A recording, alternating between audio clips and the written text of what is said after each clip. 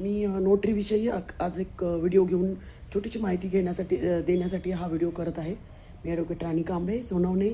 मी advocate आहे, notary आहे, mediator आहे. नवीन नोटरी जे आहेत त्यांना गायडन्ससाठी मला व्हिडिओ करायला आवडतो आणि हा व्हिडिओ नवीन नोटरीसाठी आहे.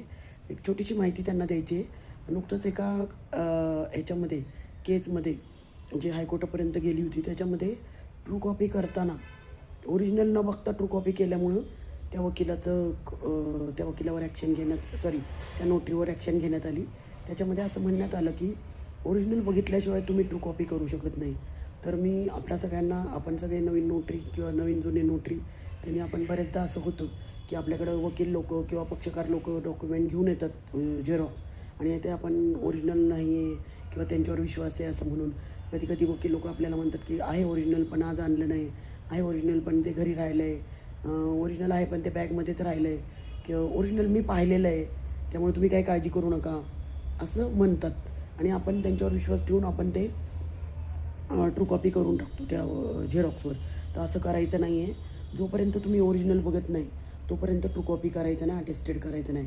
अटेस्टेड अँड ट्रू कॉपीला एक रूलच आहे की पहिले तुम्ही ओरिजिनल बघायचं, ओरिजिनल बघून ते मॅच करायचं ओरिजिनल आणि ते झेरॉक्स बरोबर आहे का, सेम त्याचीच झेरॉक्स आहे का, आणि मग तुम्ही ते हे करायचं. कारण आता डुप्लिकेटमध्ये आपण जे आहे कलर झेरॉक्स पण असतात, मग कलर झेरॉक्सचं पण आपल्याला असं वाटू शकतं की हे ओरिजिनल आहे. त्यामुळं आपल्या आता नवीन नोटरी जे आता रिसेंटली 1 वर्षापूर्वी महाराष्ट्रामध्ये 14,648 झालेत. तर ते नवीन नोटरींसाठी हा खरं तर मुख्यतः व्हिडिओ आहे. कारण आपण नवीन नोटरी आहोत आणि आम्ही अगोदर पण आता मी 2015ला झाले, त्याच्या अगोदर ट्रू कॉपी करताना एवढे म्हणजे हे नव्हतं, रिस्क नव्हती. पण आता खूप रिस्क आहे. कारण आता जसं आपण पुढं जातो आहे टेक्नॉलॉजीच्या दिवसामध्ये किंवा AIच्या जमान्यामध्ये, त्यामुळं आपल्याला it is very hard to check the document that is whether it is original or not.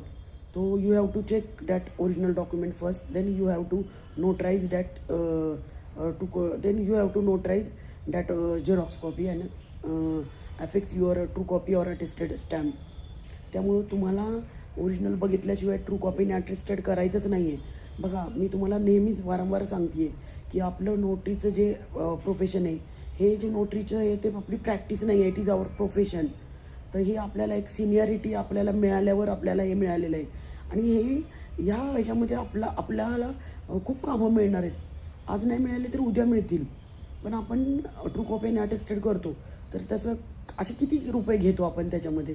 10 रुपये पर पेज घेतो, जास्तीत जास्त 15 रुपये वगैरे. पण आपल्याला त्याच्यामध्ये रिस्क असेल तर आपण नाही करायला पाहिजे.